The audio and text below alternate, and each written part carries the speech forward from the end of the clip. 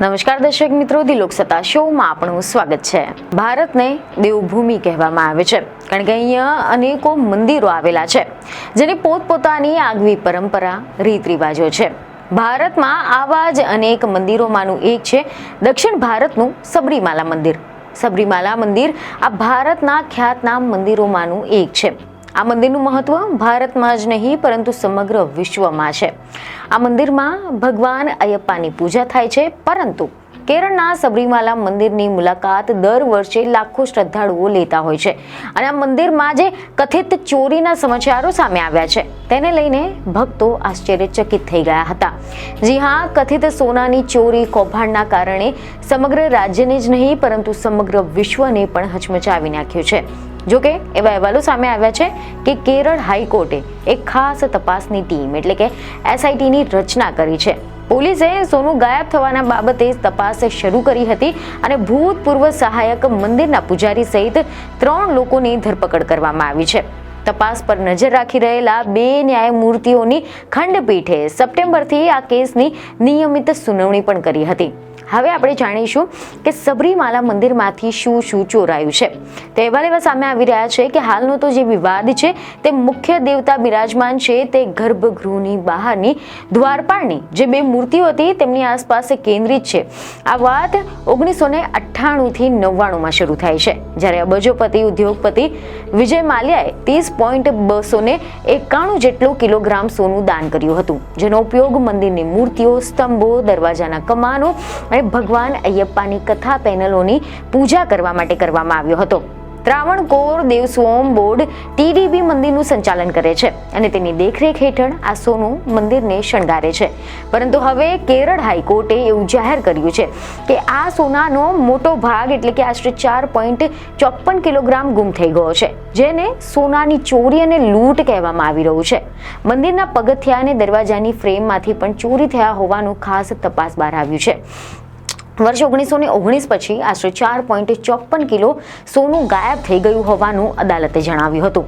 એવા પણ અહેવાલ છે કે ઘણી બધી મૂર્તિઓ પરથી સોનાના આવરણ ઉતારી લેવામાં આવ્યો હોવાનો અહેવાલ કોર્ટ દ્વારા નિયુક્ત સબરીમાલા સ્પેશિયલ કમિશનરના અહેવાલ પછી સપ્ટેમ્બરમાં અદાલતે આ કેસની કાર્યવાહી હાથ ધરી હતી. અને એના પછી અદાલતના તબક્કાવાર આદેશોમાં ન્યાયાધીશ રાજા વિજય રાઘવન વી અને KV જયકુમારે એવી જાણકારી આપી હતી કે તેમને મંદિરના અધિકારીઓ દ્વારા રજૂ કરવામાં આવેલા રેકોર્ડ્સ, સંબંધિત મૂર્તિઓના પહેલા અને પછીના ફોટોગ્રાફ્સ અને અન્ય દસ્તાવેજો જોયા હતા.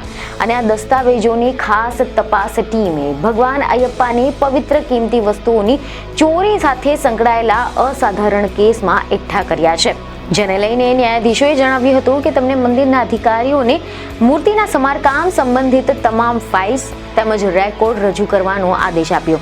ત્યારે અમને ખ્યાલ ન હતો કે અમે વાસ્તવમાં તો વિવાદનો મધપૂડો છંછેડી રહ્યા છે. એટલે કે અંતે એવું કહી શકાય કે એવા રિપોર્ટ છે કે કેરળ હાઈકોર્ટે આ મામલાની સ્વતઃ નોંધ લીધી હતી અને ADGP H. વેંકટેશના નેતૃત્વમાં એક ખાસ તપાસ ટીમ એટલે કે SITની રચના કરવામાં આવી હતી. અને SITની તપાસમાં એવું જાણવા મળ્યું હતું કે સબરીમાલાના ભૂતપૂર્વ સહાયક પૂજારી ઉન્નીકૃષ્ણન પોટ્ટીએ જુલાઈ 2019માં સોનાનો ઢોળ ચડાવવાના બહાને મૂર્તિઓને બહાર કાઢી હતી. જ્યારે 2 મહિના પછી મૂર્તિઓને પાછી લાવવામાં આવી ત્યારે તેમનું વજન કરવામાં આવ્યું ન હતું અને પછીથી જાણવા મળ્યું કે તેમનું વજન નોંધપાત્ર રીતે ઘટી ગયું હતું. એવા અહેવાલ છે કે SITના રિપોર્ટના આધારે ન્યાયાધીશ રાજા વિજય રાઘવન વી અને KV જયકુમારની બેન્ચે જણાવ્યું કે જ્યારે સામાન્ય રીતે મંદિરની અંદર સમારકામ કરવામાં આવે છે ત્યારે ઉન્નીકૃષ્ણન પોટ્ટીને મૂર્તિઓ બહાર કાઢવાની છૂટ આપવામાં આવતી હતી, જે એક અત્યંત ચિંતાજનક બાબત છે. મંદિર બોર્ડે પોટ્ટીને કિંમતી વસ્તુઓ સોંપતી વખતે તેની નોંધ તાંબાની પ્લેટ તરીકે કરી હતી. સમારકામ પછી ઉન્નીકૃષ્ણન પોટ્ટીને લગભગ 474.9 ગ્રામ સોનું રાખવાની અયોગ્ય મંજૂરી આપવા બદલ અદાલતે મંદિર બોર્ડની ઝાટકણી પણ કાઢી હતી. ઉન્નીકૃષ્ણન પોટ્ટીએ તેમની ઓળખીતી અથવા તો સંબંધની એક દીકરી છે તેમના લગ્નમાં વધારાના સોનાનો ઉપયોગ કરવાની પરવાનગી માંગતો ઈમેલ પણ મોકલ્યો હતો, જેનો ઉલ્લેખ કરતા અદાલતે જણાવ્યું કે આ એક ખૂબ જ ચિંતાજનક બાબત છે અને પ્રસ્તુત કિસ્સામાંથી અયોગ્યતાના પ્રમાણમાં વધુ એકવાર છતું કરી રહ્યું છે. જોકે એવા અહેવાલ છે કે અત્યાર સુધીમાં એસઆઈટીએ 3 લોકોની ધરપકડ કરી છે, જેમાં ઉન્નીકૃષ્ણન પોટ્ટી સિવાય પોલીસે છેલ્લા કેટલાક દિવસોમાં બોર્ડના 2 અધિકારીઓની પણ ધરપકડ કરી હતી. બોર્ડના પ્રમુખ PS પ્રશાંત સામે પણ હાલ તો તપાસ ચાલી રહી છે, પરંતુ તેમણે હજુ સુધી કોઈ પણ સત્તાવાર નિવેદન નથી આપ્યું. કોર્ટે એસઆઈટીની તપાસ પૂર્ણ કરવા માટે 6 અઠવાડિયાનો સમય આપ્યો છે, જેમાં તેમણે કહ્યું કે આ કેસમાં દોષિત ઠેરેલા જે દરેક વ્યક્તિ છે તેમને ઓળખીને ન્યાય આપવો જોઈએ, તેમના પદ, પ્રભાવ અથવા તો સ્થિતિને ધ્યાનમાં લીધા વિના. તો બીજી તરફ આ કૌભાંડ કેરળમાં એક મોટો રાજકીય વિવાદ પણ બની ગયો છે, કારણ કે એવા સમાચાર છે કે કોંગ્રેસ અને અન્ય વિરોધ પક્ષો સામ્યવાદી સરકારની સામે વિરોધ કરી રહ્યા છે. વિરોધ પક્ષના નેતા VD સતીશે મીડિયા સમક્ષ એવું નિવેદન આપ્યું કે લગભગ 5 કિલોગ્રામ સોનું ચોરાઈ ગયું છે, અને કોર્ટે આશ્ચર્ય વ્યક્ત કર્યું છે કે અધિકારીઓ પણ એટલા જ દોષિત છે. તેમણે મંદિર બાબતોના મંત્રી VN વસાવાને પણ રાજીનામું આપવાની માંગ કરી છે. જોકે વસાવાને આરોપોને નકારી કાઢ્યા છે. તેમણે એવું નિવેદન આપ્યું કે અમે કોર્ટ નિરીક્ષણ હેઠળની તપાસમાં સંપૂર્ણ સહયોગ કરીશું, અમારી પાસે છુપાવવા માટે કંઈ જ નથી. તો બીજી તરફ એવી ખબરો છે કે કેરળ હાઈકોર્ટે એસઆઈટીને વૈજ્ઞાનિક તપાસ કરવા માટે પણ મંજૂરી આપી દીધી છે, જેમાં મૂર્તિઓનું પહેલા અને પછીનું વજન કરવું, વિવિધ સ્થળોએથી સોનાના નમૂના એકત્રિત કરવાનો સમાવેશ કરવામાં આવશે. જોકે એવા અહેવાલ છે કે કોર્ટે એમ પણ કહ્યું છે કે TDBના અધિકારીઓ પર ભ્રષ્ટાચાર નિવારણ કાયદો પણ લાગુ કરી શકાય છે.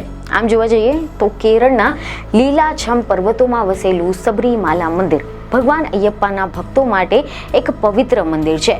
લાખો ભક્તો દર વર્ષે આ મંદિરની મુલાકાત લેતા હોય છે, તેમની શ્રદ્ધા અને ભક્તિને લઈને આવતા હોય છે. પરંતુ હવે આજે સબરીમાલા મંદિરના સોનાના કૌભાંડનો મામલો સામે આવ્યો છે, તેને ભક્તોને આઘાત પહોંચાડ્યો છે. અને હવે પ્રશ્ન એ થઈ રહ્યો છે કે શું આ પવિત્ર સ્થળની ગરિમા પુનઃસ્થાપિત થશે? શું ગુનેગારોને સજા કરવામાં આવશે? આગામી કોર્ટની સુનાવણી બુધવારે છે અને બધાની નજર તેના પર છે. અને સબરીમાલા મંદિરે જતા ભક્તોને પણ એવી આશા છે કે સત્ય ટૂંક જ સમયમાં બહાર આવશે અને ગુનેગારોને સજા થશે, જેનાથી આ પવિત્ર સ્થળની ગરિમા પુનઃસ્થાપિત થશે અને આ પ્રકારનું કૃત્ય કોઈ બીજી વાર ન કરી શકે તેવી સજા ગુનેગારોને કરવામાં આવશે. તો હવે આ વિષય પર તમારો શું અભિપ્રાય છે તેમને કોમેન્ટમાં જરૂરથી જણાવો. બીજને ખબરો સાથે ફરી મળીશું. ધન્યવાદ.